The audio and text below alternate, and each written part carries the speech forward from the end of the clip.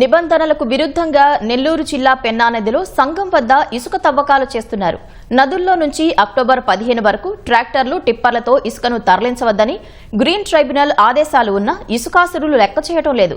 Stock పాయింట్ల వద్ద నిల్వలు తరగకుండా చేయడం కోసం నదిలో పొక్లైన్లతో తవ్వకాలు చేస్తూ టిప్పర్ల ద్వారా తరలిస్తున్నారు. స్టాక్ పాయింట్ల నుంచి లారీల ద్వారా వివిధ ప్రాంతాలకు తరలించి సొమ్ము చేసుకుంటున్నారు. పెన్నా నదిలో సంగం వద్ద ఇసుక అక్రమ తవ్వకాలపై మరింత సమాచారం మా ప్రతినిధి రాజారావు అందిస్తారు.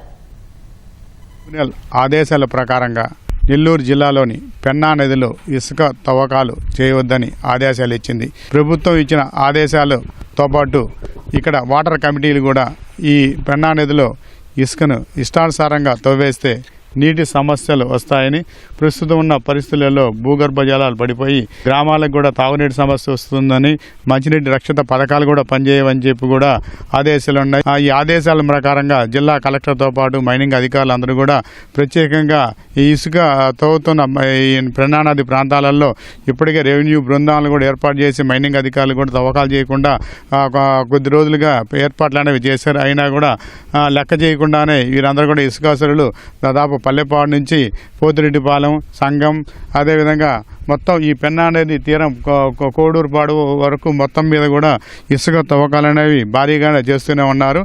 ఇది మనం చూస్తున్న ఇక్కడ ఈ ప్రాంతంలో పట్ట పగలు కూడా భారీ టిప్పర్లను తీసుకొచ్చి ప్రొక్లైన్తో తవ్వి టిప్పర్లలో పోస్తున్నారు. ఈ టిప్పర్లను తీసుకుపోయి స్టాక్ పాయింట్లు నింపుతున్నారు. అధికారుల ఆదేశాల ప్రకారంగా స్టాక్ పాయింట్లలో గత 3 నెలల వరకు నిల్వ చేయాలని, 3 నెలల ఇసుకను మాత్రమే అవసరాల మేరకు మీ ట్రాక్టర్లకి, లారీలకి, ఇంటి అవసరాలకి, అత్యవసర పరిస్థితుల్లో ఇవ్వాలని చెప్పి ఆదేశాలు ఉన్నాయి. కానీ వీటన్నిటిని కూడా లెక్క చేయకుండా బేఖాతరు చేస్తూ మైనింగ్ అధికారులు కూడా చేతులు ఎత్తేసారు.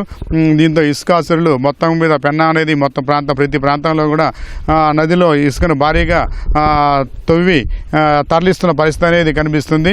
ఒక్కొక్క లారీకి వచ్చే ఇసుకని 1,50,000 రూపాయలకు కూడా ఇక్కడ చెన్నైకి, విజయవాడ, ఇతర ప్రాంతాలకు కూడా అనేక ప్రాంతాలకు నెల్లూరు నుంచి తరలిస్తున్నారు.